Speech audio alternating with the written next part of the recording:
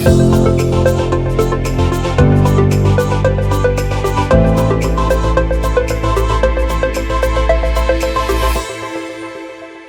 வார்த்தையை நாம் கவனிக்கலாம். We'll turn to God's word this evening. நாம் கர்த்தருடைய வார்த்தைக்கு நேராய் நாம் நம்மளுடைய பைபிளை திருப்பிக் கொள்வோம். Every Bible study we are thinking about who is Jesus. ஒவ்வொரு நம்ம பைபிள் ஸ்டடியிலும் இயேசு கிறிஸ்து யார் என்பதை நாம் அறிந்து கொள்ள முற்படுகிறோம். Now we all worship Jesus Christ. நாம் யாவரும் இயேசு கிறிஸ்துவை ஆராதிக்கிறோம். We think we know about Jesus. நாம் நினைக்கிறோம் நமக்கு இயேசுவை பற்றி நன்றாக தெரியும் என்று. But Paul the apostle said, ஆனால் பவுல் அப்போஸ்தலன் இப்படியாக கூறுகிறார், I want to know him more. நான் அவரை அதிகமாய் அறியும்படியாய் விரும்புகிறேன். I want to know Jesus more.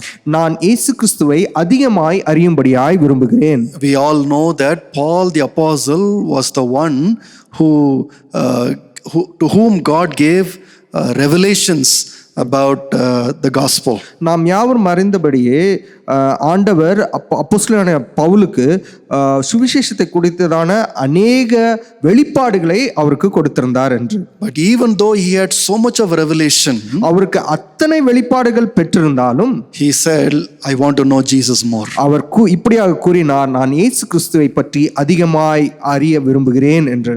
Because Jesus is like the cornerstone of a building. ஏனென்றால் இயேசு கிறிஸ்து ஒரு கட்டிடத்துக்கு மூலைக்கல்லை போல இருக்கிறார். He is the cornerstone of our faith. நம்மளுடைய விசுவாசத்திற்கும் அவரே மூலைக்கல்லாய் இருக்கிறார். Our entire faith rests on Jesus Christ. நம்மளுடைய முழு விசுவாசமும் இயேசு கிறிஸ்துவின் மேலாக கட்டப்பட்டிருக்கிறது. Yes, obviously we know something about Jesus. ஆம், நாம் இயேசு கிறிஸ்துவை பற்றி ஏதோ கொஞ்சம் குறிய அறிந்திருக்கிறோம். But we should not be satisfied with what we know now. ஆனால் நாம் அறிந்த காரியத்தை வைத்துக்கொண்டு திருப்தியாக இருந்துவிடக்கூடாது. We must constantly say, I want to know Jesus more and more. நாம் தொடர்ந்து இப்படியாக சிந்திக்க வேண்டும், நான் இயேசு கிறிஸ்துவை பற்றி அதிகமாய் அறிந்து கொள்ள விரும்புகிறேன் என்று. Why does the Bible talk about Jesus as the good shepherd?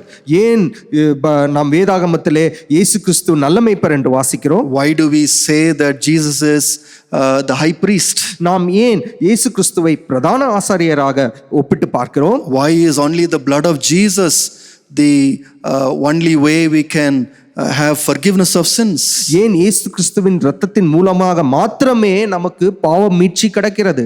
What do we mean by saying Jesus is the door? இயேசு கிறிஸ்து வாசல் என்று நாம் கூறும்போது என்ன அர்த்தத்திலே நாம் அதை விளங்கிக் கொள்கிறோம்? What is the meaning of Jesus as the living bread?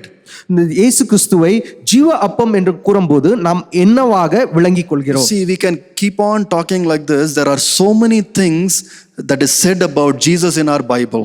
இப்படியாக பல காரியங்களை நாம் பேசிக்கொண்டு போகலாம். வேதாகமத்திலே இயேசு கிறிஸ்துவை பற்றி அநேக காரியங்கள் கூறப்பட்டுள்ளது. But we need to understand the meaning of all those things. ஆனால் நாம் அதன் அர்த்தத்தை புரிந்து கொள்கிறவர்களாய் இருக்க வேண்டும். By the grace of God, in these Bible studies, we are focusing on one aspect every week. இந்த ஆண்டவர் கிருபையினாலே நாம் இந்த பைபிள் ஸ்டடியிலே ஒவ்வொரு வாரமும் ஒவ்வொரு காரியங்களை நாம் இயேசு கிறிஸ்துவை பற்றி கற்றுக்கொள்கிறோம். Today we are going to meditate about Jesus as the prophet. இன்றைக்கு இயேசு கிறிஸ்துவை தீர்க்கதரிசியாக நாம் தியானிக்க போகிறோம். The Bible says, especially in the New Testament, that Jesus is a prophet. இந்த வேதாகமத்திலே குறிப்பாக புதிய ஏற்பாட்டிலே இயேசு கிறிஸ்துவை தீர்க்கதரிசியாக எடுத்து உரைக்கிறார்கள். So from one angle we can say Jesus is the Son of God. நாம் ஒரு பக்கமாய் பார்க்கும்போது இயேசு கிறிஸ்து தேவனுடைய குமாரன் என்று விளங்கிக் கொள்கிறோம். From another angle we can say Jesus is the Son of Man. நாம் இன்னொரு கோணத்திலே பார்க்கும்போது அவர் மனுஷகுமாரன் என்று நாம் அறிந்து கொள்கிறோம். From another angle we can call Jesus as the Son of David. இன்னொரு கோணத்திலே நாம் பார்க்கும்போது இயேசு கிறிஸ்து தாவீதுடைய குமாரன் என்று நாம் அறிகிறோம். We also talked about Jesus as the Messiah. நாம் இயேசு கிறிஸ்து மெசியா என்று கூட நாம் அறிந்து கொள்கிறோம். All these words have so much of meaning. இந்த வார்த்தைகள் அனைத்தும் மிகவும் ஆழமான அர்த்தமுள்ளதா இருக்கிறது. See, some of us have names and if somebody asks us what is the meaning of your name, we will say I really don't know, brother. நமக்கு எல்லாருக்கும் பேர் இருக்கிறது, ஆனால் ஒரு சிலரிடத்திலே அந்த பேருக்கான அர்த்தத்தை கேட்கும்போது அவர்களுக்கு தெரியவில்லை. They'll say, my dad and mom, they just kept a name for me. நாம் இப்படியாக கூறுகிறோம், என்னுடைய தகப்பனும் தாயும் ஒரு பெயரை வைத்து விட்டார்கள். But every name that is given to Jesus has got so much of meaning. ஆனால் இயேசு கிறிஸ்துவுக்கோ ஒவ்வொரு பெயரும், கொடுக்கப்பட்ட ஒவ்வொரு பெயருக்கும் ஒரு அர்த்தம் இருந்தது. Now let's turn to John chapter 6 நாம் யோவான் 6ஆம் அதிகாரத்துக்கு நம்மளுடைய வேதாகமத்தை திருப்பிக் கொள்வோம். and verse 14. 14ஆம் வசனத்தை நாம் பார்ப்போம். John chapter 6 verse 14. யோவான் 6:14. You see, there is a situation here. நாம் இங்க ஒரு சூழ்நிலையை பார்க்கிறோம். Jesus has just fed 5,000 people. இப்பொழுதுதான் இயேசு கிறிஸ்து 5000 பேருக்கு போஷித்தார். He just took 5 loaves of bread and 2 fish and blessed it and gave it to 5,000 people. அவர் 5 அப்பமும் 2 மீனும் எடுத்து 5000 பேருக்கு ஆசீர்வதித்து பிட்டு பகிர்ந்து கொடுத்தார். And immediately the people say, உடனடியாக அந்த ஜனங்கள் இவ்வாறு கூறினார்கள், he is a miracle worker. அவர் ஒரு அற்புதத்தை செய்கிறவராய் இருக்கிறார். Did they say that? அப்படியாக சொன்னாரா? See, it's very interesting. Jesus had performed a miracle. இது ஆச்சரியமாக இருக்கிறது. ஏனென்றால் இயேசு ஒரு அற்புதத்தை செய்தார். So what should they say? ஆகையால் அவர்கள் என்ன கூற வேண்டும்? Oh, he is a great miracle worker. அவர் பெரிய அற்புதம் செய்கிறவராய் இருக்கிறார் என்று கூற வேண்டும். Look, he just took 5 loaves of bread and converted it into 5,000 loaves. அவர் 5 அப்பங்களை மாத்திரம் எடுத்து 5000 அப்பங்களாய் மாற்றி விட்டார். But then the people say, he's a prophet. ஆனால் ஜனங்களோ அவரை தீர்க்கதரிசி என்று கூறினார்கள். So what is the connection between doing a miracle and the connection between being a prophet? ஆதலால் தான் அற்புதத்துக்கும் அவர் தீர்க்கதரிசியா இருப்பதற்கும் என்ன தொடர்பு உண்டு நாம் பார்க்க வேண்டும். And if you read verse 15, 15ஆம் வசனத்திலே பார்க்கும்போது, you see, they first called him prophet. நீங்கள் பார்க்கலாம், முதலாவது அவரை தீர்க்கதரிசி என்று அழைத்தார்கள். But then what they meant by prophet is something different. ஆனால் அவர்கள் தீர்க்கதரிசி என்பதற்கான அர்த்தத்தை தவறாக புரிந்து கொண்டார்கள். They say, now they are saying, let us make him king. இப்பொழுது அவர்கள் கூறினார்கள், அவரை நாம் ராஜாவாக மாற்றி விடுவோம் என்று. You see, usually when we call somebody a prophet, நீங்கள் இப்படியாக சிந்திக்கலாம். பொதுவாக ஒருவரை தீர்க்கதரிசி என்று நாம் கூறும்போது we say they are predicting the future. அவர்கள் பிற்காலத்திலே நடக்க போகிறவர்களை இப்பொழுதே கூறுகிறார்கள் என்று சொல்லலாம். We say a prophet usually tells what is going to happen. நாம் இப்படியாக தீர்க்கதரிசியாரோரை புரிந்து கொள்கிறோம், அவர் எதிர்காலத்திலே நடக்க போகிறதை இப்பொழுதே கூறுவார் என்று. But here Jesus has not said anything about the future. இங்கே இயேசு கிறிஸ்து எதிர்காலத்தை குறித்து எதையும் கூறவில்லை. He did not give any prophecy. அவர் எந்த தீர்க்க தரிசனத்தையும் உரைக்கவில்லை. He only did a miracle here. அவர் ஒரு அற்புதத்தை மாத்திரம் தான் செய்தார். But then people are saying he is a prophet. ஆனால் ஜனங்களோ அவரை தீர்க்கதரிசி என்று கூப்பிட ஆரம்பித்து விட்டார்கள். And not only that, அது மாத்திரம் இல்லாமல் they also thought of him as a king of Israel. அவரை இஸ்ரவேலின் ராஜாவாக நினைத்துக் கொள்ள ஆரம்பித்தார்கள். And they wanted to immediately make him the king of Israel. உடனடியாக அவர் இஸ்ரவேலின் ராஜாவாக அவரை வர வேண்டும் என்று அவர்கள் முயற்சித்தார்கள். So when you and I call somebody a prophet, we have a different meaning. ஆதலால் நாம் ஒருவரை தீர்க்கதரிசி என்று கூறும்போது அதற்கு ஒரு வேறு அர்த்தம் இருக்கிறது. When those people called Jesus a prophet there, இந்த ஜனங்கள் அவரை தீர்க்கதரிசியாக கூப்பிட்டதற்கு வேறு ஒரு அர்த்தம் இருக்கிறது. they thought of him being the leader of Israel. அவர்கள் நினைத்தார்கள் இவர் இஸ்ரவேலின் ஒரு தலைவராய் வரப்போகிறார் என்று. So for them prophet means leader. அவர்களுக்கு தீர்க்கதரிசி என்றார் ஒரு தலைவன் என்று புரிந்து கொண்டார்கள். Prophet means king of Israel. அவர்கள் தீர்க்கதரிசி என்றால் ஒரு இஸ்ரவேலின் ராஜாவாக அவர்கள் நினைத்தார்கள். Verse 14, we'll read one more time. 14ஆம் வசனத்தை ஒரு முறையாக நாம் வாசிப்போம். They began to say, surely this is the prophet who is to come into the world. மெய்யாகவே இவர் உலகத்தில் வருகிறவரான தீர்க்கதரிசி என்றார்கள். You see, if you look closely there, நீங்கள் இங்கே உற்று கவனிப்பீர்கள் என்றால் they were not just giving a title to Jesus. அவர்கள் ஏதோ இயேசுவுக்கு ஒரு பெயரை கொடுக்கவில்லை. They were expecting a special person to come into this world one day. அவர்கள் இந்த உலகத்திலே ஒரு விசேஷமான மனிதர் வரப்போகிறார் என்பதை எதிர்பார்த்து கொண்டிருந்தார்கள். And now they are saying, see, that expectation is now fulfilled. அவர்கள் இப்பொழுது சொல்கிறார்கள் அந்த எதிர்பார்ப்பு இப்போது நிறைவேறப்பட்டாயிற்று என்று. That prophet whom we were expecting to come into this world is this man, this Jesus. He is that prophet. எந்த தீர்க்கதரிசி உலகத்தில் வர வேண்டும் என்று நாங்கள் எதிர்பார்த்து கொண்டிருந்தோமோ அந்த தீர்க்கதரிசி தான் இந்த இயேசு கிறிஸ்து என்று புரிந்து So கொண்டார். let me say it once again. நாம் இப்படியாக திரும்ப சொல்லி பார்ப்போம். Jesus did not say any prophecy here. ஆண்டவர் எந்த தீர்க்க தரிசனத்தை முறைக்கவில்லை. That is not the reason why they called him prophet. அவரை தீர்க்கதரிசி என்று கூறினதற்கு காரணமும் அது அல்ல. Secondly, when they said prophet, they talked about the leader of Israel. அவர்கள் இரண்டாவதாக அவர்கள் தீர்க்கதரிசி என்று அழைத்த போது அவரை இஸ்ரவேலின் தலைவராக அழைத்தார்கள். They called him the king of Israel. அவரை இஸ்ரவேலின் ராஜா என்று அழைத்தார்கள். And finally, கடைசியாக this is a prophet whom they were expecting to come into this world at one point in history. இந்த சரித்திரத்திலே வரவேண்டிய தீர்க்கதரிசியானவர் இவர்தான் என்று அவர்கள் புரிந்து கொண்டார்கள். So how can we understand what these Jewish people were thinking about a prophet? இந்த இஸ்ரவேல் யூத ஜனங்கள் எப்படியாக இந்த தீர்க்கதரிசி என்ற வார்த்தையை புரிந்து கொண்டார்கள் என்பதை நாம் அறிந்து கொள்ள முடியும். Why did they call a prophet a king? ஏன் தீர்க்கதரிசியை ராஜாவென்று அவர்கள் அழைத்தார்கள்?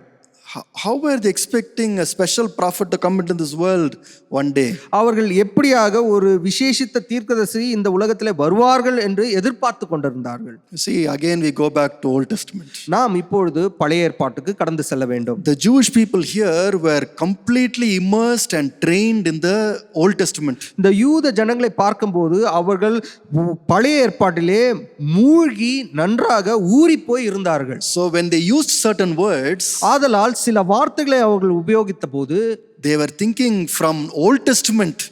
அவர்கள் பழைய ஏற்பாட்டின் கோணத்திலிருந்து அதை பேசினார்கள். So to understand what these Jewish people are saying, we also have to go to Old Testament. இந்த யூதர்கள் எதை குறித்து பேசினார்கள், எப்படி பேசினார்கள் என்பதை அறிந்து கொள்வதற்கு நாம் பழைய ஏற்பாட்டுக்கு கடந்து செல்ல வேண்டும். Otherwise, when we read this verse, we will say, just Jesus a prophet. இல்லை என்றால் இந்த வசனத்தை நாம் வாசிக்கும் போது ஆம் இயேசு கிறிஸ்து ஒரு தீர்க்கதரிசியானவராய் இருப்பார் போலும் என்று நாம் தவறாக புரிந்து கொள்ள முடியும். Why did they call him a prophet? ஏன் அவரை தீர்க்கதரிசி என்று அழைத்தார்கள்? Because he predicted the future.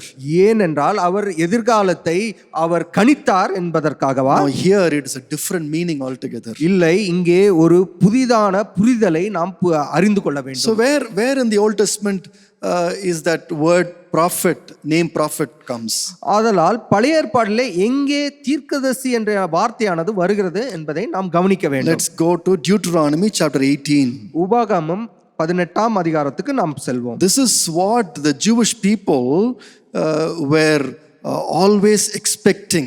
இதைத்தான் யூதர்கள் எப்பொழுதும் எதிர்பார்த்து கொண்டே இருந்தார்கள். In Deuteronomy chapter 18, உபாகமம் 18ஆம் அதிகாரம், let's read from verse 15 15ஆம் வசனத்திலிருந்து வாசிப்போம் till verse 19. 19ஆம் வசனம் வரைக்கும்.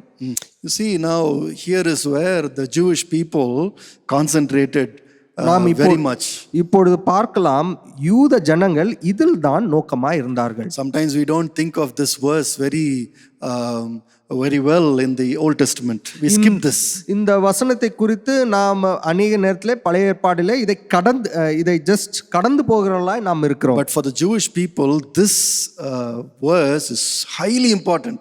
ஆனால் யூதோ ஜனங்களுக்கோ இது அதி முக்கியமான வார்த்தைகளாய் இருந்தது. For them in the Old Testament, Moses was the greatest leader.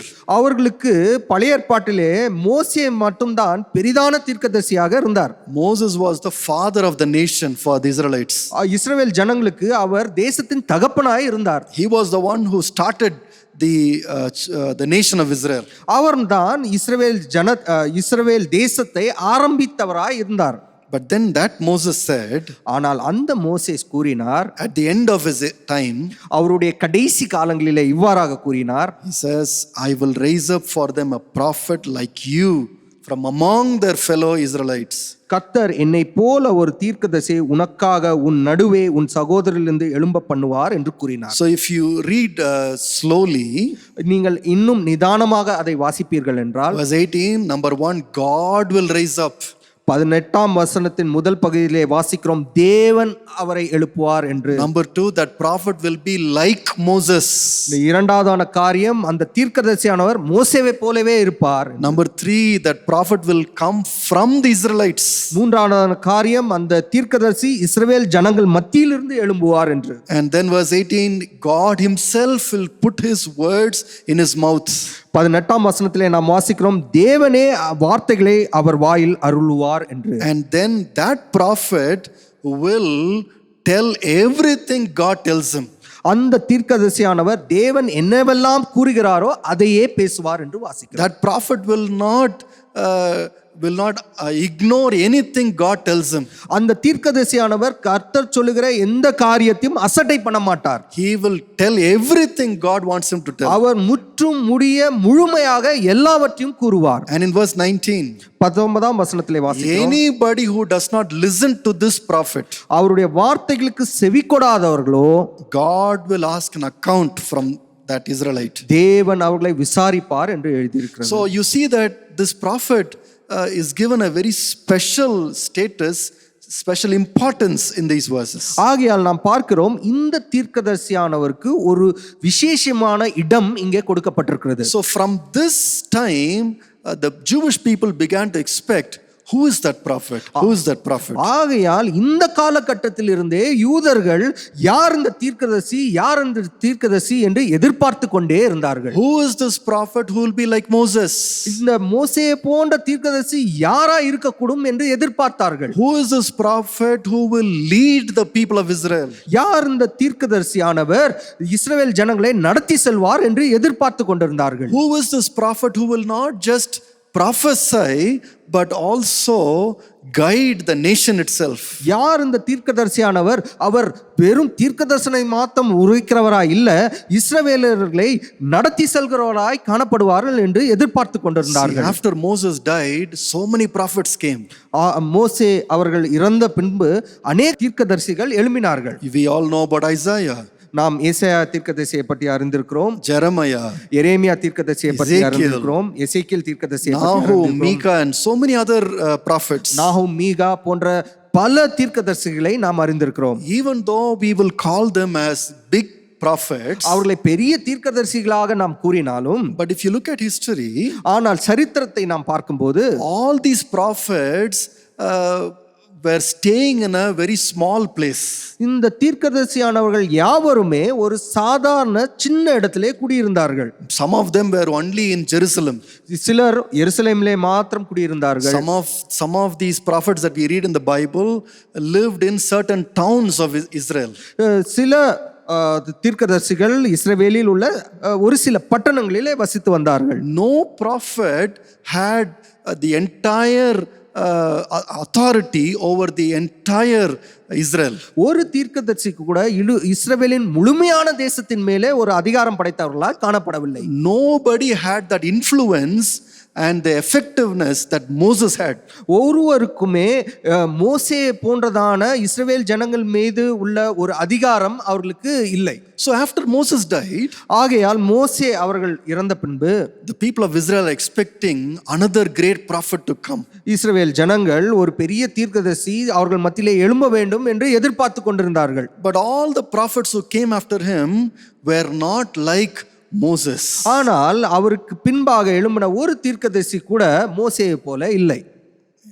They spoke from the word of God, அவர்கள் தேவனுடைய வார்த்தையிலிருந்து பேசினார்கள், but then they were not equal to Moses.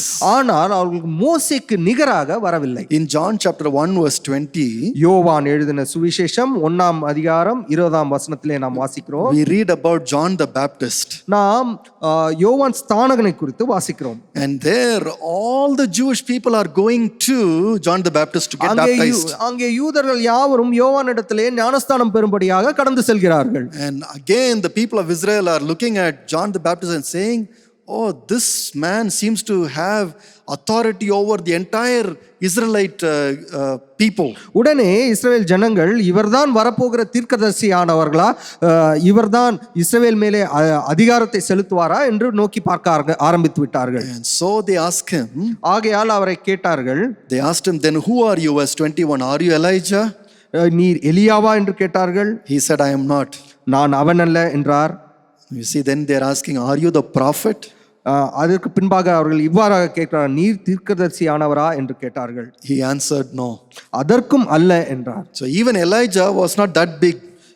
எலியா கூட அத்தனை பெரிதான ஒரு தீர்க்கதரிசியாக இல்லை. So when he said, I am not Elijah, ஆகையால் அவர் நான் எலியா இல்லை என்று சொன்னது போது they are asking, are you the prophet?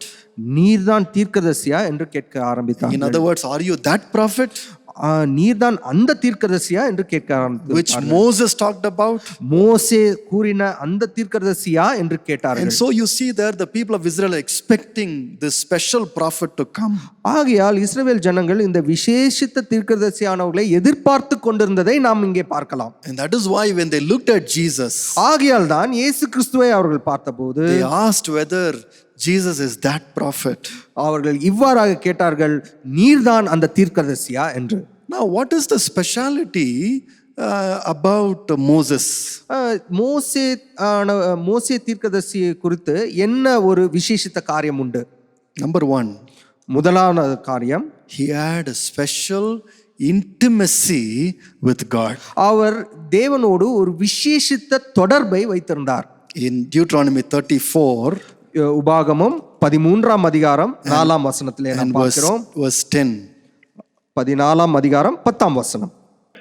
Now you see in the English Bible it's verse 10, it says, whom the Lord knew face to face. ஆங்கில வேதாகமத்திலே இப்படியாக நாம் வாசிக்கிறோம், கர்த்தரை முகமுகமாய் அவர் அறிந்திருந்தார். In Tamil Bible that is in verse 12, right? Yeah. Tamil வேதாகமத்திலே 12ஆம் வசனத்திலே நாம் வாசிக்கிறோம். What is the speciality about Moses? இது மோசே தீர்க்கதரிசி குறித்த விசேஷித்தமான காரியம் என்ன? How is he different from Jeremiah, Ezekiel and Isaiah?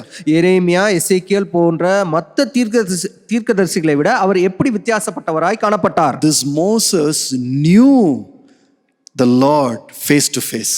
மோசே கர்த்தரை முகமுகமாய் அறிந்து கொண்டிருந்தார். He not only just heard God, அவர் ஆண்டவருடைய வார்த்தையை மாத்திரம் கேட்கவில்லை, he actually knew God. அவர் கர்த்தரை அறிந்திருந்தார். How? எப்படியாக? The word is face to face. அந்த இப்படியான பதத்தை அங்கே உபயோகப்படுத்தியிருக்கிறார்கள், முகமுகமாய். That doesn't mean God has a face and Moses was standing and looking at the face of God. ஏதோ மோசே கர்த்தருக்கு முன்பதாக நின்று கர்த்தர் தம்முடைய முகத்தை அப்படியே நேராக காண்பித்தது அப்படியாக அல்ல. You see, we know that God is spirit. நமக்கு தெரியும் தேவன் ஆவியாய் இருக்கிறார் என்று. He doesn't have a body like us. நமக்கு இருக்கிறது போல அவருக்கு ஒரு சரீரம் இல்லை. We have already talked about it, but I'll just remind you this. ஏற்கனவே இதை குறித்து நாம் தியானித்திருக்கிறோம், ஆனாலும் நான் திரும்பவுமாக நினைப்பூட்டுகிறேன். Even to Moses God said, மோசேக்கு கூட இப்படியாக கர்த்தர் சொன்னார், nobody can see my face and live. யாருமே என்னுடைய முகத்தை பார்த்த பின்பாக வாழ முடியாது, உயிரோடு இருக்க முடியாது. So we should not think that Moses saw the face of God. நாம் இப்படியாக தவறாக புரிந்து கொள்ளக்கூடாது, மோசே தேவனுடைய முகத்தை பார்த்தார் என்று. This word face to face means so closely with God. இந்த வார்த்தையானது முகமுகமாய் என்ற வார்த்தையானது தேவனோடு உள்ள அவருடைய நெருங்கிய தொடர்பை எடுத்து காட்டுகிறது. Sometimes we tell about some people they were standing shoulder to shoulder, but now they are separated. நாம் சில சமயம் இப்படியாக சொல்லுகிறோம், அவர் தோளோடு தோள் கைகோர்த்தவராய் காணப்பட்டார்கள், இன்றைக்கோ பிரிந்து நிற்கிறார்கள். That doesn't mean every time they were standing shoulder to shoulder. அது நாம் இப்படியாக தவறாக புரிந்து கொள்ளக்கூடாது, ஒவ்வொரு முறையும் அவர்கள் தோளோடு தோளாக நின்று கொண்டிருந்தார்கள். We are talking about they were very close. நாம் என்னவாக புரிந்து கொள்ள வேண்டும் என்றால் அவர்கள் மிகவும் நெருக்கமாக இருந்தார்கள் என்று புரிந்து கொள்ள வேண்டும். Tamil they'll say நகமும் சதையுமாக இருந்தாங்க. That doesn't mean they were, one was like a nail and another was flesh.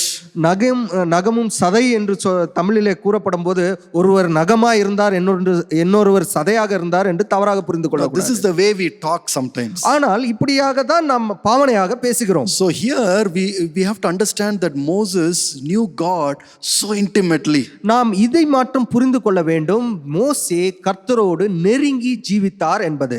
Nobody else had that kind of special closeness with God like Moses in the entire history of Israel.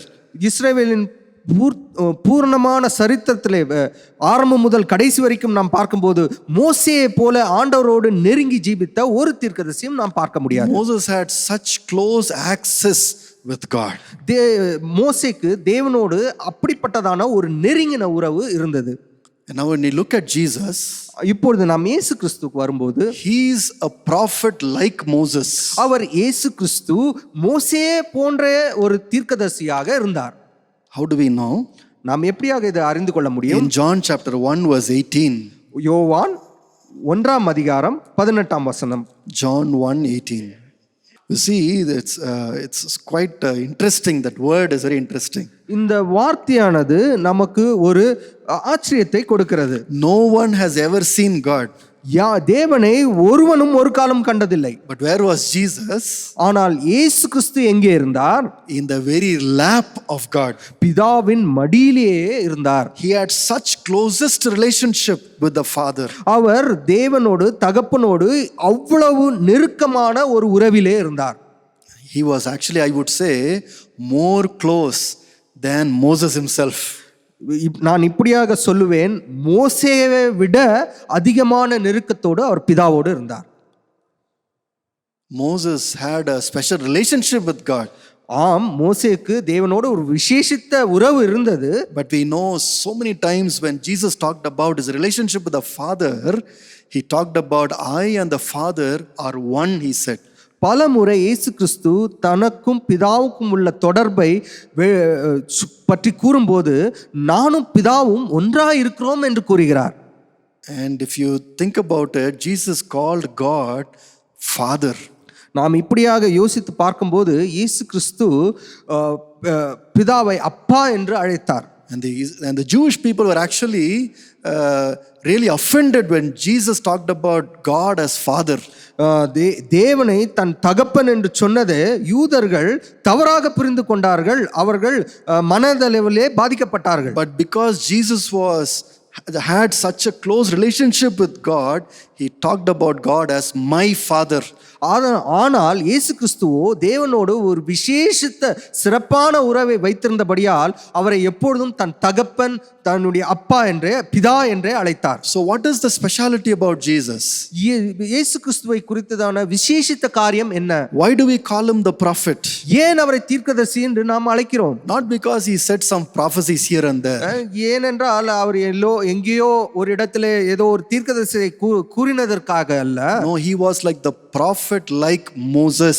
அவர் மோசேவை போன்ற ஒரு தீர்க்கதரிசியா இருந்தபடியால் he had such close relationship with God.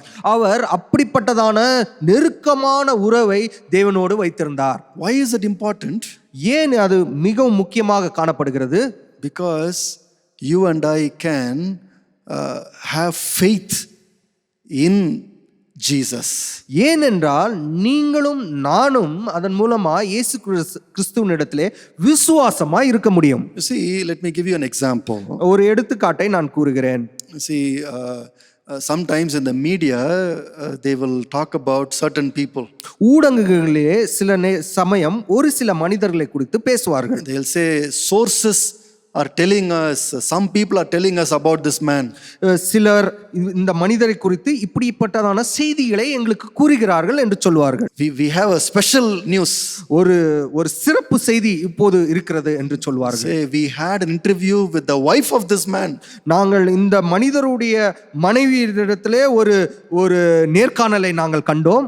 And that wife even says this man is a fraud. அவங்களுடைய மனைவியே இவ்வாறாக கூறுகிறார்கள், அவர் ஒரு ஏமாற்றுக்காரர் என்று. Now everybody believes the truth. இப்பொழுது எல்லாரும் அதை நம்ப ஆரம்பித்து விடுகிறார்கள். Because so far we were hearing about this man from different sources, different other people. ஏனென்றால் இந்த மனிதரை குறித்து மற்றவர்களிடத்திலே நாம் செய்திகளை கேள்விப்பட்டு கொண்டிருந்தோம். But now the news reporter says we have got the truth. ஆனால் இப்பொழுதோ அந்த செய்தி தொகுப்பாளர் சொல்கிறார், எங்களுக்கு உண்மை கிடைத்து விட்டது. How do we know that it's true?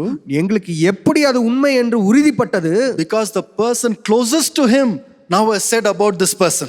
ஏனென்றால் அந்த மனிதரோடு நெருக்கமாக உள்ளவர் இப்பொழுது அதை கூறிவிட்டார். Who was with this man 24 hours of the day.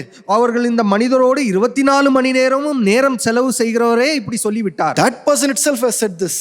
அந்த மனிதர் சொல்லிவிட்டதனால் that is why our Christian faith is very strong. அதனால்தான் நம் கிறிஸ்தவராகிய நமக்கும் நம்மளுடைய விசுவாசம் மிகவும் பலமுள்ளதாய் காணப்படுகிறது. You know why we believe the Bible? ஏன் நாம் வேதாகமத்தை இவ்வாறு விசுவாசிக்கிறோம்? Why we believe that God is truly there? ஏன் தேவன் மெய்யாகவே இருக்கிறார் என்பதை நாங்கள் விசுவாசிக்கிறோம்? Because we know about God through Jesus Christ. ஏனென்றால் ஆண்டவரை நாம் இயேசு கிறிஸ்துவின் மூலமாய் அறிந்து கொள்கிறோம். We are not believing some made up stuff. நாம் ஏதோ ஒரு கட்டுக்கதையை நாம் நம்பவில்லை. We are not believing some stories from some other people. யாரோ சொன்ன கதையை கேட்டு நாம் இங்கே நம்பவில்லை. The one who was in the very lap of God came and talked to us about God. பிதாவில் மடியில் இருக்கிற ஒரே பேரான குமாரனே அவரை பற்றி நம்மிடத்திலே கூறினார். How do we know that Jesus was in the lap of God? நாம் எப்படியாக அறிந்து கொள்ள முடியும் அவர் பிதாவின் மடியில் இருந்தார் என்பதை? How can somebody can question us like this? சிலர் நம்மளிடத்திலே இவ்வாறாக கேள்விகளை கேட்கலாம். How do you know that Jesus was so united with God the Father? உங்களுக்கு எப்படி தெரியும் இயேசு கிறிஸ்து தேவனோடு நெருங்கின தொடர்பில் இருந்தார் என்று? Just because John said this. யோவான் ஸ்நானகன் சொன்னது நிமித்தமாகவா? Just because Matthew, Mark and Luke said this, are you believing that? இந்த மத்தேயு, மார்க்கு போன்ற புஸ்தகங்களிலே வேதாகம புஸ்தகத்திலே சொல்லியிருக்கிறதுனால நீங்கள் எப்படி விசுவாசிக்க முடியும்? Anybody can claim that he is close with God. யார் வேண்டாமானாலும் இப்படி சொல்லிக் கொள்ளலாம், நான் தேவனோடு நெருங்கிய தொடர்பிலே இருக்கிறேன் என்று. Some people will say, especially Jewish people today are saying this. குறிப்பாக யூத ஜனங்கள் இவ்வாறாக இன்றைக்கு சொல்லிக் கொண்டிருக்கிறார்கள். They say we believe that Moses had a very close relationship with God. நாங்கள் விசுவாசிக்கிறோம் மோசே தேவனோடு ஒரு விசேஷித்த உறவிலே இருந்தார் என்று. How do we say that? அதை நாங்கள் எப்படியாக உறுதியாய் கூற முடிகிறது? Because the Israelite people saw Moses climbing up the mountain and for 40 days he was with God. ஏனென்றால் இஸ்ரவேல் ஜனங்கள் மோசே மலையின் மீது சென்று 40 நாட்கள் தேவனோடு சஞ்சரித்தார் என்பதை கண்ணால் கண்டார்கள். And the command, the law that he brought down, they saw that it was written by the hand of God. அவர் கொண்டு வந்த கட்டளைகள் தேவன் தாமே தம்முடைய கரங்களால் எழுதியிருக்கிறதை அவர்கள் கண்களால் கண்டார்கள். Few times they actually heard God speak to Moses directly from a cloud. அவர்கள் சில முறை தேவன் அந்த மேகத்திலிருந்து மோசேயோடு பேசின சத்தத்தை கூட அவர்கள் கேட்டிருக்கிறார்கள். So that the Israelites had no doubt that Moses had a close relationship with God. ஆதலால் இஸ்ரவேலருக்கு கொஞ்சம் கூட சந்தேகம் இல்லாமல் தேவனோடு மோசே சஞ்சரித்தார் என்பதை விசுவாசித்தார்கள். Once when Moses was climbing down from the mountain, the people of Israel could not look at his face. ஒரு முறை மோசேயானவர் மலையிலிருந்து கீழே இறங்கி வரும்போது இஸ்ரவேல் ஜனங்கள் அவர் முகத்தை கூட பார்க்க முடியவில்லை. Because Moses had met God, his face was shining. ஏனென்றால் மோசே தேவனோடு சஞ்சரித்தபடியால் அவர் முகமும் பிரகாசம் அடைந்தது. So we have the Israelite people have lot of evidences and proof to say that Moses had a close relationship with God. ஆகையால் இஸ்ரவேல் ஜனங்களுக்கு மோசே தேவனோடு நெருங்கி இருந்தார் என்பதற்கு பல ஆதாரங்கள் அவர்களிடத்தில் இருந்தது. But now think about Jesus. ஆனால் இயேசு கிறிஸ்துவை குறித்து சற்று சிந்தித்து பாருங்கள். How can we prove that Jesus was the one who had close relationship with God? எப்படியாக இயேசு கிறிஸ்து தான் ஆண்டவரோடு தேவனோடு ஒரு விசேஷித்த தொடர்பு உறவு இருந்ததை எப்படி நாம் விசுவாசிக்க முடியும்? Somebody can say, சிலர் இப்படியாக சொல்லலாம், maybe Jesus lied. இயேசு பொய்யை பேசியிருக்கிறார். Maybe he just said some falsehood and said, I and the Father are one. I am very close with the Father and with God. அவர் இப்படியாக ஒரு கதை போல கூறியிருக்கலாம், நானும் தேவனும் ஒன்றாய் இருக்கிறோம் என்றெல்லாம் கூறியிருக்கலாம் என்று சொல்லலாம். Just because Matthew, Mark, Luke, John believed it, I don't need to believe it. மத்தேயு, மார்க்கு போன்ற சுவிசேஷங்களில் உள்ள எழுதினவர்கள் அதை விசுவாசித்ததினால் நான் விசுவாசிக்க வேண்டும் என்ற கட்டாயம் இல்லை. So today some Jewish people say, ஆகையால் சில யூதர்கள் இப்படியாக சொல்கிறார்கள், yeah, Jesus was a historical person. He lived in this world. இயேசு கிறிஸ்து ஒரு சரித்திர புருஷனாய் இருக்கிறார், அவர் இந்த உலகத்தில் வாழ்ந்தார். But many of the things that he said were all lies. ஆனால் அவர் கூறின பல காரியங்கள் பொய்யா இருக்கக்கூடும் என்று சொல்கிறார்கள். So I am trying to tell you now. ஆனால் நான் இவ்வாறாக கூற விரும்புகிறேன், how are you believing? நீங்கள் எவ்வாறு விசுவாசிக்கிறீர்கள்? How are you so sure that Jesus is the one who came from the Father? நீங்கள் எப்படி உறுதியாக விசுவாசிக்கிறீர்கள் இயேசு கிறிஸ்து பிதாவோடு ஒன்றாய் இருக்கிறார் என்று? Give me one proof. ஒரு ஆதாரத்தை நீங்கள் காட்ட முடியுமா? I'm trying to shake your faith now. நான் உங்கள் விசுவாசத்தை அசைத்து பார்க்க விரும்புகிறேன். What is that one proof that you can tell somebody, this is the reason I believe that Jesus had a close relationship with God the Father? ஒருவரிடத்திலே இயேசு கிறிஸ்து தேவனோடு ஒரு நெருங்கிய உறவிலே இருந்தார் என்பதற்கு ஒரு ஆதாரத்தை நீங்கள் காட்ட முடியுமா? This is why I believe. இதனால் தான் நான் விசுவாசிக்கிறேன் என்று நீங்கள் கூற முடியுமா? Yeah, you can tell me now. What is the proof? ஆதாரம் என்ன? He heard the voice from the Father on the day of his baptism. Yes. அவர் ஞானஸ்தானம் எடுத்த பின்பு தேவனுடைய சத்தத்தை, தன்னுடைய பிதாவுடைய சத்தத்தை கேட்டார் என்பதை வாசிக்கிறோம். Okay, the greatest proof is this. ஆனால் மிகப்பெரிய ஆதாரம் இதுதான். The greatest proof is the resurrection of Jesus Christ.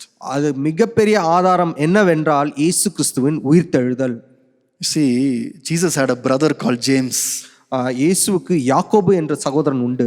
And that brother wrote a epistle. Turn with me to James chapter 1. யாக்கோபு 1ஆம் அதிகாரம். He says, verse 1.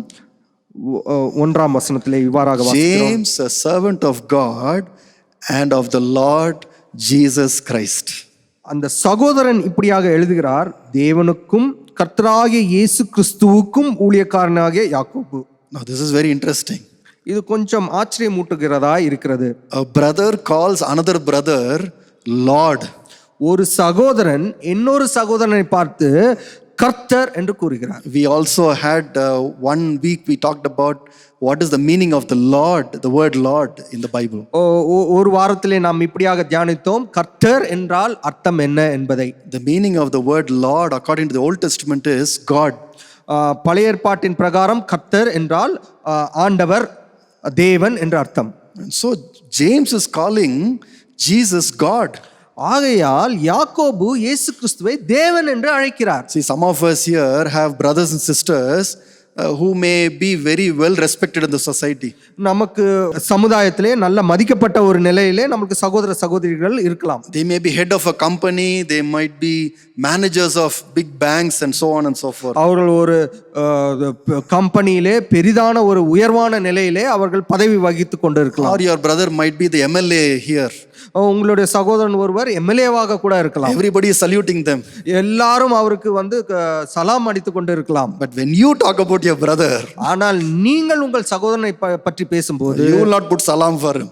நீங்கள் அவருக்கு வணக்கம் செலுத்த மாட்டீர்கள். என்னடா எப்படா இருக்கற? I mean, he is your brother. ஏனென்றால் அவர் உங்களுடைய சகோதரனாக இருக்கிறார். But why would James call Jesus Lord? ஆனால் இங்கே யாக்கோபு ஏன் இயேசு கிறிஸ்துவை கர்த்தர் என்று கூறுகிறார்? Because there is one thing that James saw. ஏனென்றால் ஒரு காரியத்தை யாக்கோபு பார்த்தார். He saw the resurrected body of Jesus. ஏனென்றால் இயேசு கிறிஸ்துவின் உயிர்த்தெழுந்த சரீரத்தை அவர் கண்டார். If somebody can tell me today that I will die and on the third day I will rise again with resurrected body, and if he does that, I will not have any doubts.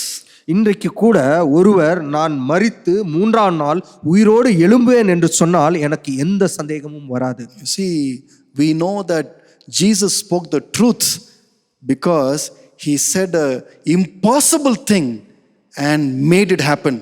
நமக்கு இது ஏன் உண்மை என்று புரிகிறது என்றால் அவர் நடக்க முடியாத ஒரு காரியத்தை சொல்லி அதை நிறைவேற்றினார்.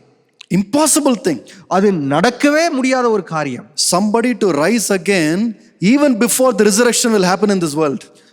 இந்த உலகத்திலே உயிர்த்தெழுதல் ஆவதற்கு முன்பதாகவே அவர்கள் உயிர்த்தெழுகிறார்கள் என்றால் அது நடக்கவே நடக்காது. But Jesus showed by his resurrection that it is his Father who raised him from the dead. ஆனால் தம்முடைய உயிர்த்தெழுதலின் மூலமாக இயேசு கிறிஸ்து தன்னுடைய பிதாதான் தன்னை உயிரோடு எழுப்பினார் என்பதை வெளிப்படுத்தி காட்டினார். The Father did not raise anybody else in this world from death.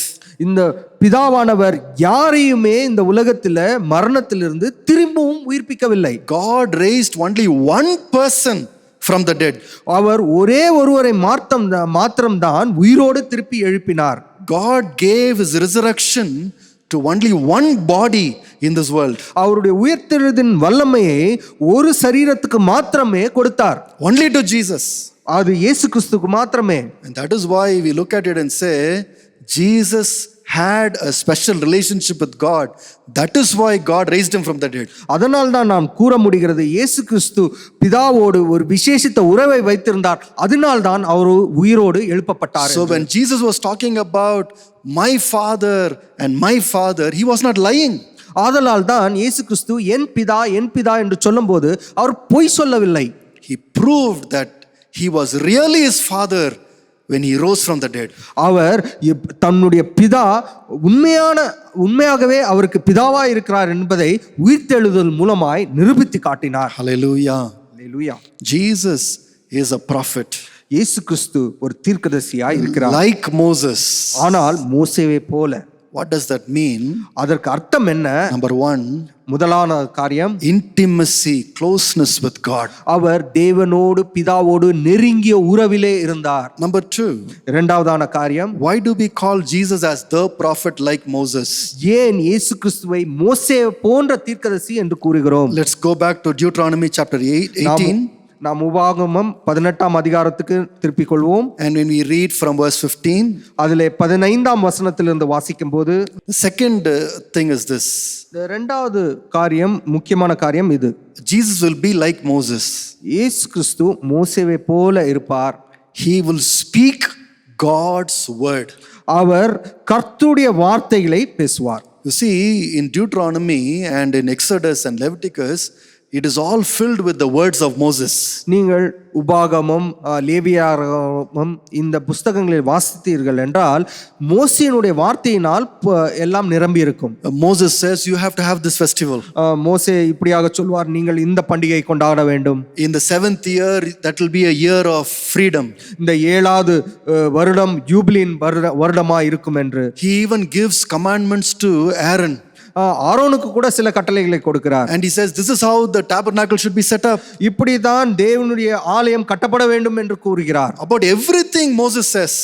எல்லா காரியத்தையும் குறித்து அவர் மோசே கூறுகிறார். And the people just follow the words of Moses. அந்த ஜனங்களும் மோசேவின் வார்த்தைகளின்படியே எல்லாவற்றையும் செய்து வந்தார்கள். You know why they took the words of Moses seriously? ஏன் அவர்கள் மோசேயினுடைய வார்த்தைகளை அவ்வளவு முக்கியத்துவம் வாய்ந்ததாக கருதினார்கள்? Because they knew it is not Moses, but it is God who gave these commandments, these instructions through Moses. ஏனென்றால் அவர்கள் அறிந்திருந்தார்கள் இது மோசே அல்ல, கர்த்தரே மோசேயோடு இருந்து பேசுகிறார் என்று. So I mean, Moses actually created the nation of Israel. மோசே இஸ்ரவேல் தேசத்தை உருவாக்கினார். Who should be the priest? யார் ஆசாரியராய் இருக்க வேண்டும்? How the priest should be? அந்த ஆசாரியர் என்ன காரியங்கள் எல்லாம் செய்ய வேண்டும்? What dress the people of Israel must wear? இஸ்ரவேல் ஜனங்கள் எவ்விதமாக உடுத்த வேண்டும்? How should they go to war? அவர்கள் யுத்தத்துக்கு போகும்போது என்ன செய்ய வேண்டும்? Every rule, every law was given through Moses. எல்லா கட்டளைகளும் எல்லா பிரமாணங்களும் மோசேயின் மூலமாய் கொடுக்கப்பட்டது. But the people of Israel said these are the words of God. Israel ஜனங்களும் இப்படியாக சொன்னார்கள், இது தேவனால் கொடுக்கப்பட்ட வார்த்தைகள். Moses did not speak by himself. மோசே தன்னிச்சையாக எதுவும் பேசவில்லை. Moses did not create his own commandments. மோசே ஏதோ தானாக கட்டளைகளை உருவாக்கவில்லை. It came directly from God. அது தேவனிடத்திலிருந்து நேரடியாய் பெற்றுக்கொண்டார். That is why there is no other prophet in Israel like Moses. ஆதலால் தான் இஸ்ரவேல் நடுவிலே மோசேயை போன்ற தீர்க்கதரிசி எழும்பவில்லை. He was a very special prophet. அவர் ஒரு விசேஷித்த தீர்க்கதரிசியாய் காணப்பட்டார். Now Jesus was that prophet who was like Moses. ஆதலால் இயேசு கிறிஸ்து அப்படிப்பட்ட மோசேயை போன்ற ஒரு தீர்க்கதரிசியாய் காணப்பட்டார். He spoke the very words of God to us.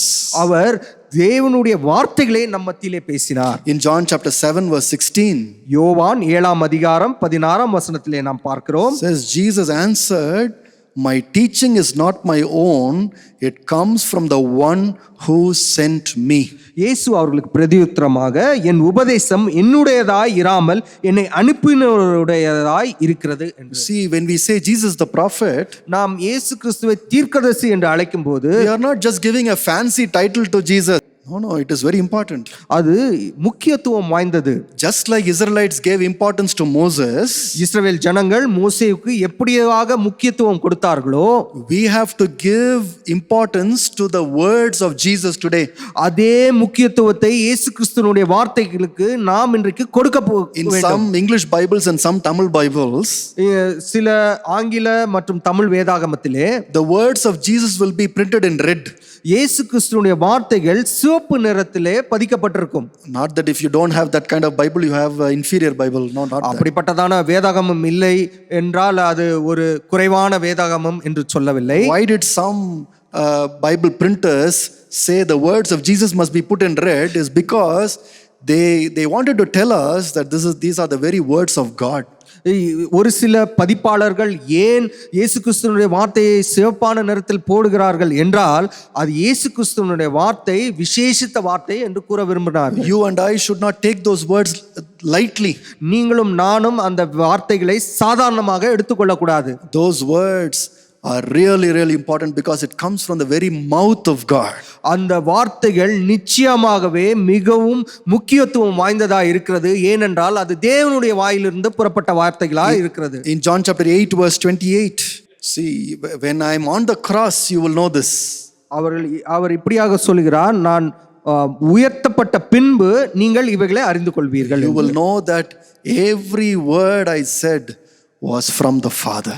நீங்கள் அறிந்து கொள்வீர்கள் நான் பேசின ஒவ்வொரு வார்த்தையும் பிதாவினிடத்திலிருந்து நான் பெற்றுக்கொண்டது. So when we say Jesus is a prophet, ஏன் நாம் இயேசு கிறிஸ்துவை தீர்க்கதரிசி என்று கூறுகிறோம்? Secondly, our meaning is he gave us the very word of God.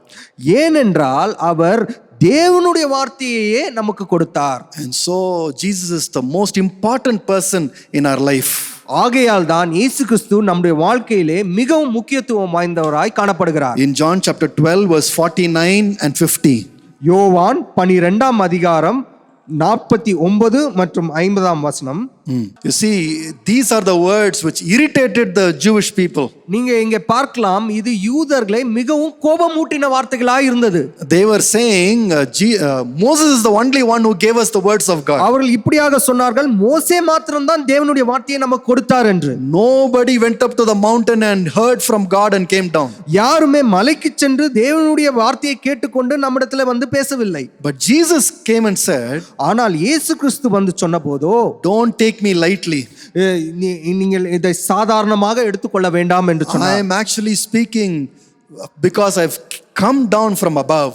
நான் ஏன் பேசுகிறேன் என்றால் நான் வானத்திலிருந்து இறங்கி வந்ததால். And that is why they finally crucified Jesus. அதனால் தான் இயேசு கிறிஸ்துவை அவர்கள் சிலுவையிலும் அறைந்தார்கள். But you and I today believe that we have the very words of Jesus Christ. நீங்களும் நானும் இன்றைக்கு விசுவாசிக்கிறோம், நாம் தேவனுடைய வார்த்தைகளை இயேசு கிறிஸ்து மூலமாய் பெற்றுக்கொண்டோம். Let's read one more verse, John chapter 14 verse 24. யோவான் 14ஆம் அதிகாரம் 24ஆம் வசனம். And you see, the words that you hear are not my own, they belong to the Father who sent me. இங்கே நாம் வாசிக்கிறோம், நீங்கள் கேட்கிற வசனம் என்னுடையதாய் இராமல் என்னை அனுப்பின பிதாவினுடையதாய் இருக்கிறது. So when we read verses like follow me, ஆகையால் தான் என்னை பின்பற்றுங்கள் என்ற வார்த்தைகளை நாம் படிக்கும்போது, when we read verses like go into all the world and preach the gospel, நீங்கள் உலகமெங்கும் போய் உலகத்திற்கு சுவிசேஷத்தை சொல்லுங்கள் என்ற வார்த்தைகளை நாம் வாசிக்கும்போது, when we read verses like if you love me you will keep my commandments, நீங்கள் என்னை நேசித்தால் என்னுடைய கட்டளையை பின்பற்றுவீர்கள் என்று சொன்ன வார்த்தைகளை நாம் வாசிக்கும்போது, every sentence that we read from the mouth of Jesus are highly important for you and me. இயேசு கிறிஸ்துவினுடைய வாயிலிருந்து புறப்பட்டு வந்த ஒவ்வொரு வார்த்தைகளும் நம்மளுடைய வாழ்க்கையிலே மிகவும் முக்கியத்துவம் வாய்ந்ததாக இருக்கிறது. Jesus talked about hell. இயேசு கிறிஸ்து நரகத்தை பற்றி பேசினார். Jesus talked about coming in the clouds one day. இயேசு கிறிஸ்து மேகத்திலே ஒரு நாள் தோன்றுகிற காரியத்தை குறித்து பேசினார். Jesus talked about being truthful. இயேசு கிறிஸ்து உண்மையாய் இருப்பதை குறித்து பேசினார். Jesus talked about loving our enemies. இயேசு கிறிஸ்து நம் எதிரிகளை நேசிப்பதை குறித்து பேசினார். Jesus talked about forgiveness. இயேசு கிறிஸ்து மன்னிப்பதை குறித்து பேசினார். Now, none of these words are just advices for you and me. ஆனால் ஒவ்வொரு வார்த்தைகளும் ஏதோ நமக்கு கூறப்பட்ட ஆலோசனை கிடையாது. We should not think this is good words, good sentences. நாம் இப்படியாக யோசிக்க கூடாது, இந்த வார்த்தைகள் எல்லாம் கேட்பதற்கு இனிமையா இருக்கிறது என்று. These are good quotations. இது ஒரு வாக்கியத்தை போல நன்றாக இருக்கிறது என்று யோசிக்க I கூடாது. will write it somewhere. அதை நான் எங்கேயாவது எழுதி வைத்துக் கொள்வேன். No, these are the very words of God. இல்லை இல்லை, இது தேவனுடைய வார்த்தைகளாய் இருந்தது. Every day we must receive the power of the Holy Spirit to obey these words. ஒவ்வொரு நாளும் நாம் பரிசுத்த ஆவியானவருடைய வல்லமையை கொண்டு இந்த வார்த்தைகளுக்கு கீழ்ப்படிய முயற்சிக்க வேண்டும். One day the very words of Jesus will judge us. ஏனென்றால் ஒரு நாளிலே இயேசு கிறிஸ்துவினுடைய வார்த்தைகளே நம்மை நியாயம் தீர்க்கும். That is why Matthew, Mark, Luke and John recorded the words of Jesus. அதனால் தான் மத்தேயு, மார்க்கு, லூக்கா, யோவான் போன்ற அதிகாரங்களிலே தேவனுடைய வார்த்தைகள் ரெக்கார்ட் செய்யப்பட்டிருக்கிறது. That is why when so many books that were written during that time are not today, they are missing, but God has preserved these letters of Paul and the Gospels of Matthew and Mark so miraculously because he wants us to know that these are the words of God himself. அதனால் தான் முற்காலங்களில் எழுதப்பட்ட பல நூல்கள் மறைந்து போயிற்று, ஆனால் இந்த சுவிசேஷ புஸ்தகங்களோ இன்றைக்கு வரைக்கும் தேவன் அதை பத்திரப்படுத்தி நமக்கு வெகுமதியாய் கொடுத்திருக்கிறார். That is why Jesus said, அதனால் தான் இயேசு கிறிஸ்து இப்படியாக கூறினார், don't call me Lord, Lord, Lord, Lord. என்னை பார்த்து ஆண்டவரே என்று கூப்பிடாதீர்கள், the one who does according to my words. ஆனால் இந்த வார்த்தைகளின்படி செய்கிறவனோ, the one who obeys me, இந்த எனக்கு கீழ்ப்படுகிறவனுக்கோ, will be like the house that is built on the rock. கற்பாறையின் மேலே கட்டப்பட்ட வீடை போல அவனுடைய வாழ்க்கை இருக்கும் என்று. Jesus is like the prophet Moses. இயேசு கிறிஸ்து மோசேயை போன்ற ஒரு தீர்க்கதரிசியாய் இருக்கிறார். He spoke the very words of God. அவர் தேவனுடைய வார்த்தைகளையே பேசினார். And thirdly and finally, மூன்றாவது கடைசியாக, it's a very different thing now. இது கொஞ்சம் வித்தியாசப்பட்ட காரியம். Why do we call Jesus like Moses the prophet? ஏன் நாம் இயேசு கிறிஸ்துவை மோசே போன்ற தீர்க்கதரிசி என்று அழைக்கிறோம்? If you look at Deuteronomy chapter 31, உபாகமம் 31ஆம் அதிகாரத்திலே நாம் வாசிக்கும்போது and verse 28 and 29, வசனங்கள் 28, 29, these are the last words of Moses. இதுதான் மோசே தீர்க்கதரிசியின் கடைசி வார்த்தைகளாய் இருக்கிறது. He says, after my death you will not obey what I told you. என்னுடைய மரணத்துக்கு பின்பு நீங்கள் நிச்சயமாக நான் கூறின காரியங்களிலே கீழ்ப்படிய மாட்டீர்கள் என்று சொல்லிவிட்டார். In other words, you will reject me. மற்ற வார்த்தைகளில் கூற வேண்டும் என்றால் நீங்கள் என்னை புறக்கணிப்பீர்கள். You will reject me. நீங்கள் என்னை புறம்பே தள்ளுவீர்கள். Moses was a great prophet. மோசே ஒரு தலை சிறந்த தீர்க்கதரிசியா இருந்தார். But something happened in his life. ஆனால் அவருடைய வாழ்க்கையில ஒன்று நடந்தது. Even though people knew that he spoke the very words of God, ஜனங்கள் அவர் கர்த்தருடைய வார்த்தை பேசினார் என்று அறிந்து இருந்த போது கூட, even though Israelites knew that he had a special relationship with God, இஸ்ரவேல் ஜனங்கள் மோசே அவருக்கு தேவனோடு விசேஷித்த தொடர்பு இருந்தது என்பதை அறிந்து வைத்த போது கூட, even Moses was rejected by his own people. மோசே தம்முடைய ஜனங்களாலேயே புறக்கணிக்கப்பட்டார். In the same way, அதே போல Jesus was that prophet who was rejected by his people.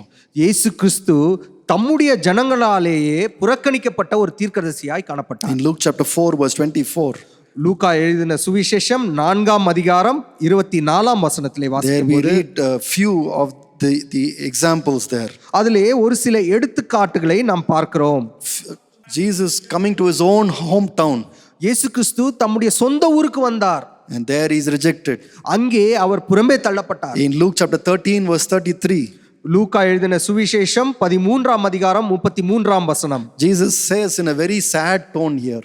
இங்கே ஒரு சோகமான ஒரு காரியத்தை கூறுகிறார். Look at that, the way Jesus says that. இயேசு கிறிஸ்து எப்படியாக கூறுகிறார் என்பதை கொஞ்சம் No prophet can die outside Jerusalem. எருசலேமுக்கு புறம்பே ஒரு தீர்க்கதரிசியும் மடிந்து போகிறதில்லை. Which means every prophet will die where? Inside Jerusalem. அப்படி என்றால் என்ன? ஒவ்வொரு தீர்க்கதரிசியும் எருசலேமின் நடுவிலே தான் மரிப்பார்கள். In other words, who will kill the prophets? இன்னொரு வார்த்தையில சொல்ல வேண்டும் என்றால் யார் இந்த தீர்க்கதரிசியை கொல்லுவார்கள்? Not people outside of Jerusalem. எருசலேமுக்கு புறம்பே இருக்கிற ஜனங்கள் அல்ல. If people who don't know God kill the prophets, that is not a surprise. தேவனை அறியாத ஜனங்கள் தீர்க்கதரிசியை கொன்று போட்டார்கள் என்றால் அது ஆச்சரியப்படுவதற்கு ஒன்றுமில்லை. But Jesus says the people of God only will kill their prophet. ஆனால் இயேசு கிறிஸ்து இங்கே கூறுகிறார், தேவனை அறிந்த ஜனங்கள் தான் தீர்க்கதரிசியை கொலை செய்வார்கள். This is the sad reality even today. இது ஒரு துக்கமான நிஜ காரியம். Do you know all the constitutions, all the laws of the world today are based on the law of Moses. உங்களுக்கு தெரியுமா, இன்றைக்கு காண்டம் படுகிற எல்லா சட்ட திட்டங்களுமே மோசேவின் நியாயப்பிரமாணத்தின் மேலேயே கட்டப்பட்டுள்ளது. Where did the people of the world get the idea that murder is wrong? எங்கேதான் இந்த உலகத்தின் ஜனங்களுக்கு கொலை செய்வது தவறு என்பதை அறிந்து கொண்டார்கள்? Where did people get the idea from concerning injustice is wrong? எங்கே ஜனங்கள் அநீதி ஒரு தவறான காரியம் என்பதை அறிந்து கொண்டார்கள்? It started with the law of Moses in this அது world. மோசேவின் நியாயப்பிரமாணத்தில் இருந்து தான் தொடங்கியது. Many countries, whether they accept it or not, have got their laws from the law of Moses. பல தேசங்கள் அவர்கள் ஒற்றுக்கொண்டாலும் ஒப்புக்கொள்ளாமல் இருந்தாலும் அவர்களுடைய சட்டதிட்டங்கள் எல்லாம் மோசேவின் நியாயப்பிரமாணத்தின் மேலேயே கட்டப்பட்டுள்ளது. People outside Jerusalem are obeying God's laws. எருசலேமுக்கு புறம்பே இருக்கிற புறஜாதியான ஜனங்கள் தேவனுடைய வார்த்தைக்கு கீழ்ப்படுகிறார்கள். But people of Jerusalem, ஆனால் தேவனுடைய ஜனங்கள் எருசலேமிலே வாசமாய் இருக்கிற ஜனங்களோ rejected Moses. மோசேவை புறம்பே தள்ளினார்கள், புறக்கணித்தார்கள். Rejected Jesus. அவர்கள் இயேசு கிறிஸ்துவை புறக்கணித்தார்கள். So when Jesus talked about himself as the prophet, ஆகையால் இயேசு கிறிஸ்து தம்மை ஒரு தீர்க்கதரிசி என்று கூறின போது, this is the sad message that he was giving. இதுதான் அவர் சொன்ன ஒரு துக்கமான ஒரு செய்தி. He did not say, I am a prophet, I am a big man. அவர் இப்படியாக கூறவில்லை, நான் ஒரு தீர்க்கதரிசி, நான் ஒரு பெரிய மனிதன் என்று கூறவில்லை. But he was telling the people of Israel, ஆனால் இப்படியாக இஸ்ரவேல் ஜனங்களுக்கு சொன்னார், a prophet is usually rejected by his own people. தீர்க்கதரிசியானவர் தன்னுடைய சொந்த ஜனங்களாலேயே புறக்கணிக்கப்படுவார்கள். You will also reject me. அதே போல என்னையும் நீங்கள் புறக்கணிப்பீர்கள். But not everybody will reject me. ஆனால் எல்லாரும் அப்படியாக புறக்கணிக்க போவதில்லை. There will be a small group, அதிலே ஒரு சிறு கூட்டம் இருக்கும், like Joshua, யோசுவாவை போல, who will say, அவர்கள் இப்படியாக சொல்வார்கள், I don't know about you, நான் உம்மை பற்றி தெரியாது, but as for me and my house we will serve the Lord. ஆனால் நானும் என் வீட்டாரும் என்றால் கர்த்தரையே சேவிப்போம். The generation whom Moses brought out of Egypt did not listen to the words of Moses. எந்த கூட்டத்தை அவர் எகிப்திலிருந்து மோசே கூட்டி கொண்டு வந்தாரோ அவர்கள் தேவனுடைய சத்தத்தை கேட்கவில்லை. But the Joshua generation obeyed the words of God. ஆனால் யோசுவாவின் சந்ததியாரோ தேவனுடைய சத்தத்திற்கு கீழ்ப்படிந்தார்கள். Even today, இன்றைக்கும் கூட the words of God are rejected by so many Christians. இயேசுவினுடைய வார்த்தைகளே, தேவனுடைய வார்த்தைகளே கிறிஸ்தவர்களே புறக்கணிக்கிறார்கள். They know the words, அவர்களுக்கு வார்த்தைகள் தெரியும், but they don't obey it.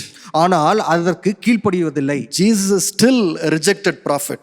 இயேசு கிறிஸ்து இன்னும் ஒரு புறக்கணிக்கப்பட்ட தீர்க்கதரிசியாகவே இருக்கிறார். But today this is the warning and the encouragement for you and me. இது இன்றைக்கு நமக்கு ஒரு எச்சரிப்பாகவும் இருக்கிறது, அதே நேரத்தில் உற்சாகமூட்டக்கூடியதாகவும் இருக்கிறது. If you and I think that Jesus is a prophet like Moses, நீங்களும் நானும் இயேசு கிறிஸ்து மோசேயை போல ஒரு தீர்க்கதரிசி என்று நம்பினால், if you and I believe that Jesus had the most intimate relationship with God, இன்றைக்கு நீங்களும் நானும் இயேசு கிறிஸ்து பிதாவோடு ஒரு விசேஷித்த உறவிலே இருந்தார் என்பதை விசுவாசித்தோமானால், if you and I really believe that Jesus spoke the very words of God, இன்றைக்கு நீங்களும் நானும் இயேசு கிறிஸ்து தேவனுடைய வார்த்தையே பேசினார் என்பதை நாங்கள் விசுவாசித்தோம் என்றால், you and I should not reject this prophet. நீங்களும் நானும் இந்த தீர்க்கதரிசியை புறக்கணிக்க கூடாது. In fact, we will have eternal life if we obey his words. சொல்ல போனால் அவருடைய வார்த்தைக்கு கீழ்ப்படிந்தால் நமக்கு நித்திய ஜீவன் உண்டாகும். We will enter Canaan. நாம் கானானுக்குள் பிரவேசிப்போம். We will get the promised land. நாம் வாக்குத்தத்தம் பண்ணப்பட்ட தேசத்தை சுதந்தரிப்போம். If you and I obey. ஆனால் நீங்களும் நானும் கீழ்ப்படியும் போது In the last chapter of Deuteronomy, Moses said, உபாகமத்தின் கடைசி பகுதியிலே மோசே இவ்வாறாக கூறினார், I keep before you life and death. உங்களுக்கு முன்பதாக ஜீவனையும் மரணத்தையும் நான் வைக்கிறேன். If you obey, நீங்கள் கீழ்ப்படிந்தால் you will get life. நீங்கள் ஜீவன் அடைவீர்கள். In the same way, Jesus said, அதே போலதான் இயேசு கிறிஸ்துவும் இவ்வாறாக கூறினார், I keep before you eternal life and eternal death. உங்களுக்கு முன்பதாக நித்திய ஆக்கினியையும் வைத்திருக்கிறேன், நித்திய ஜீவனையும் வைத்திருக்கிறேன். Whoever follows me and obeys me, யாரெல்லாம் என்னை பின்பற்றி வருகிறார்களோ they will receive eternal life. அவர்கள் நித்திய ஜீவனை பெற்றுக்கொள்வார்கள். This prophet gives us eternal life. இந்த தீர்க்கதரிசி நமக்கு நித்திய ஜீவனை கொடுக்கிறவராய் இருக்கிறார். Today, let us be encouraged to take his words seriously and follow him faithfully. இன்றைக்கு நாம் அவருடைய வார்த்தைகளை மிகவும் கவனமாய் நோக்கி அதை நாம் பின்பற்றுவோம்.